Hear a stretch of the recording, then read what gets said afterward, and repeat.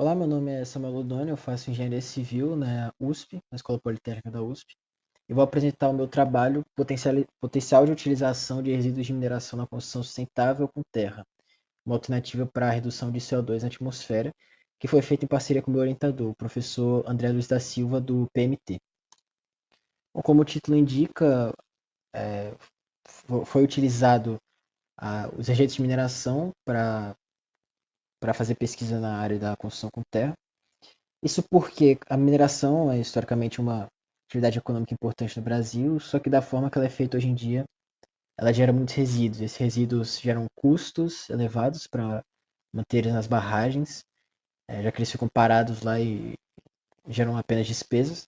E também geram custos ambientais, né, já que é, há problemas ecológicos envolvendo o represamento de rejeitos. Então, a construção com terra surge como uma alternativa viável para reutilizar e dar outro fim a esses rejeitos que de outra forma ficariam na barragem sem função alguma.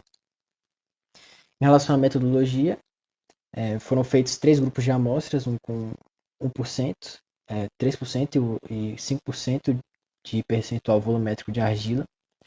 E dentro de cada um desses grupos foram feitos cinco amostras diferentes, cinco composições diferentes, com 24, 27, 30, 33 e 36% de volume de água. Bom, as misturas foram feitas nesse speed mixer, essa máquina à esquerda, com a rotação de 1500 RPM, em três etapas diferentes. A primeira é uma rotação de 30 segundos, apenas com a amostra seca, ou seja, apenas o rejeito e a argila. E em seguida é adicionada a água por 15 segundos, é homogeneizado manualmente mais uma vez e em seguida tem uma etapa final de mais 15 segundos na rotação, no speed mixer.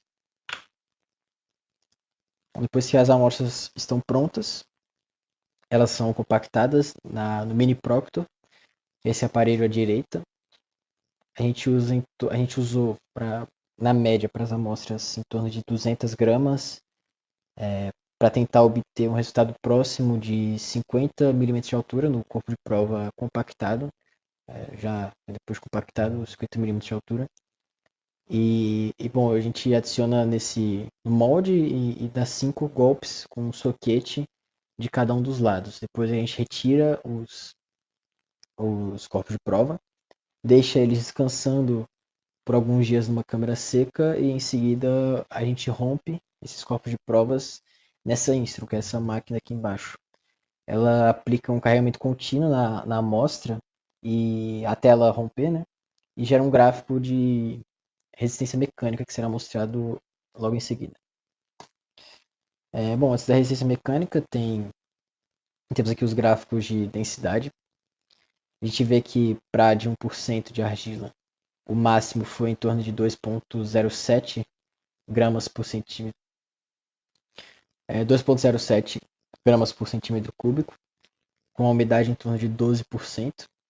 Na de 3, o resultado, 3% de argila, o resultado foi um pouco melhor. O máximo foi de 2,2 gramas por centímetro cúbico, para uma umidade de mais ou menos 14%. E já na de 5% a gente vê que a densidade foi maior, só que no final, para amostras mais úmidas, tem uma cauda, né? Ela cresce muito a densidade. Então isso mostra como é que a argila influencia, a adição de argila influencia no comportamento da amostra. E o máximo aqui foi 2,45 gramas por centímetro cúbico.